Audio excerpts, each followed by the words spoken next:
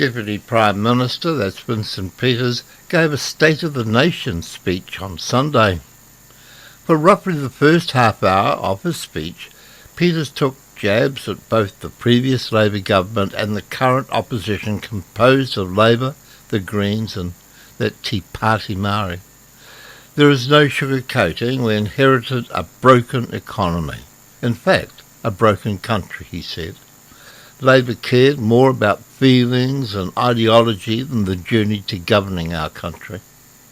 He took jabs at the previous government's race-based theory, alluding to co-governance where some people's DNA made them somehow better than others.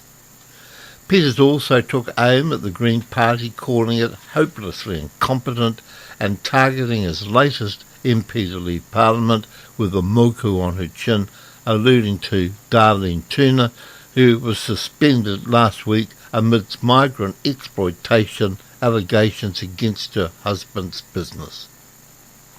The Deputy PM took aim at the three left bloc parties in Parliament throughout his speech, addressing them with terms such as leftist groupthink, woke cultural Marxism, ideological crusades, and saying they were competing to see who can be the most culturally woke. Peters also addressed recent media job losses between TVNZ and Newshub, calling it obviously devastating for those who are set to be made redundant. It's also seriously concerning for the robustness of our local media landscape in particular, he said, suggesting the country's largest media organisations are now in need of a serious self-reflection.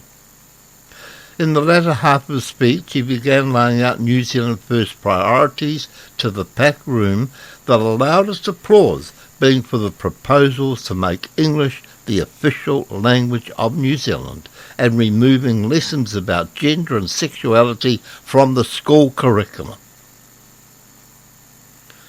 We are over, of course, anyone with any intelligence, well over Peters' derangement syndrome that is still in the dumbed-down minds of those who have always tried to clutch onto the desire to dislike the only experienced politician with wisdom, and we certainly, the brighter amongst us, have moved on. I get sick and tired of reminding the people that National drove Peters and New Zealand First into Labour's arms with their haughty, arrogant and mean attitude. Blame them. They could have had a fourth term if willing to be reasonable. English, of course, was just a typical non-thinking gnat when it came to honest political manoeuvrings. Hopefully, school history will tell us that during our darkest days with our government and all those in Parliament, including our opposition parties, agreed that vaccination was mandatory, and to refuse you would be likely to lose everything you ever strive for. If you protested this, you will be assaulted with batons, pepper spray or rubber bullets and likely arrested. And the side is that the government knew the vaccines were never tested to see if they stopped transmission, yet we were continually told that blatant lie to take the vaccine to save others. The few politicians who stood up and called the mandates unlawful and even attended the protests were Winston Peters, Sue Gray, Nat King and Brian Tamaki. When New Zealand was heading to hell in a handcart, Winston called them out. He is the only party leader currently in Parliament to take that stand. Bravo to that man.